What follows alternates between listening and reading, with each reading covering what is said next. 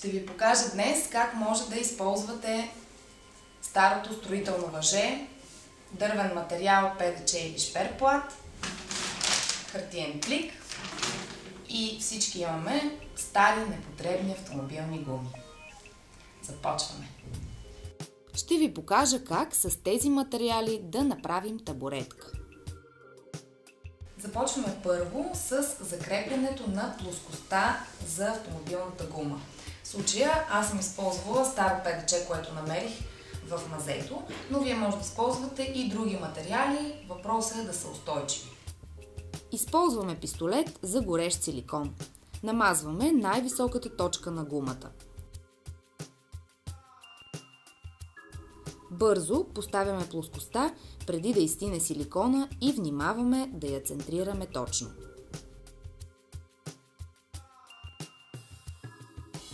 Притискаме я добре. Разбира се, има още един по-сигурен вариант да захванете самата плоскост за гумата с винтове. А сега идва ред на освежаването. Използваме водоустойчив спрей с цвят по избор.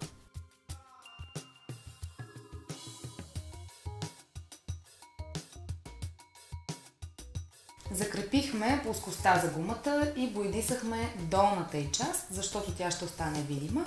Боядисахме с спрей. Сега обаче започваме с облицовката на гумата с това въже. Отново с пистолета нанасяме слой силикон в началото на въжето, след което започваме да го навиваме на спирала. За да е устойчиво, на всеки 3-4 см поставяме силикон.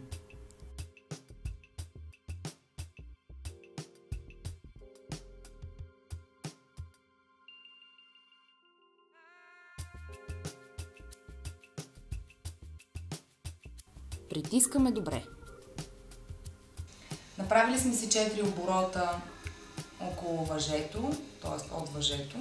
И сега, да ви е по-лесно, поставете въжето в центъра и започвате много бавно и стегнато да навивате въжето в спираловидна форма. Ето по този начин. Като хубаво затягате самото въже.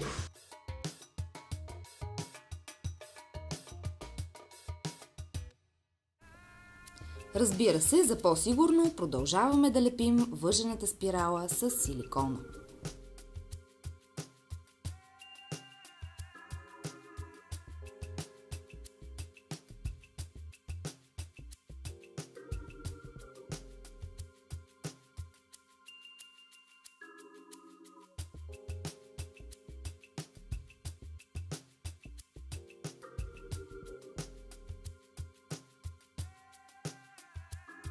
Спиралата ни вече е с големината на плоскостта и преди да започнем да увиваме въжето около гумата, ще фиксираме въжето с тази хартия.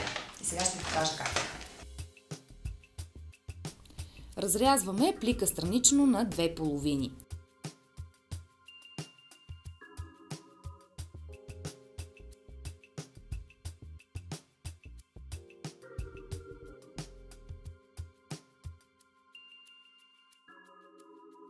От двете части оформяме две еднакво дълги и широки ленти.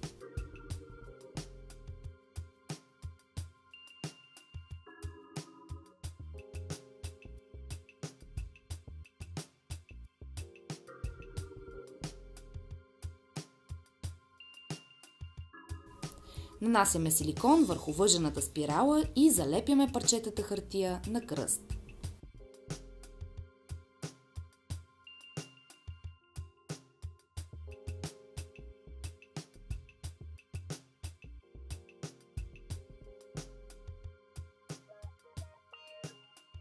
Вече е достатъчно здраво и можем смело да го обърнем.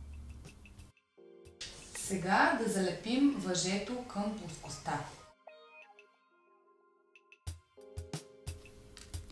Вече ви споменах, че трябва да бързаме преди силикона да изстине, но по-важното тук е да центрираме добре спиралата върху плоскостта.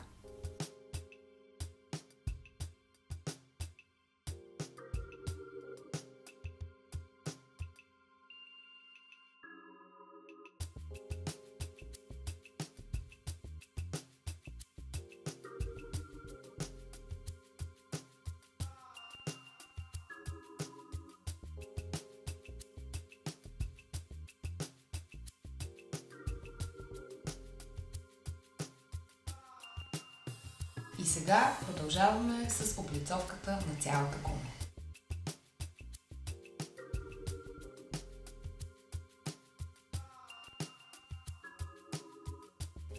Следващото нещо, за което трябва да внимаваме, е да направим плавен преход по ръба на плоскостта. После навиваме въжето по гумата, докато свърши.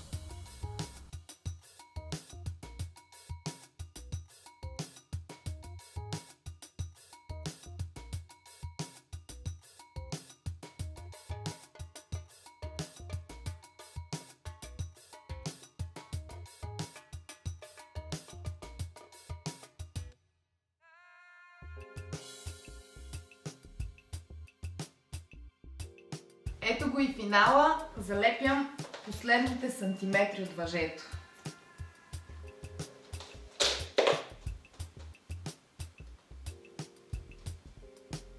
Готово!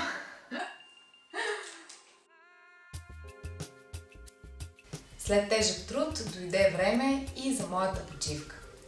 Надявам се епизодът ми да ви е харесал и ви чакам следващия понеделник.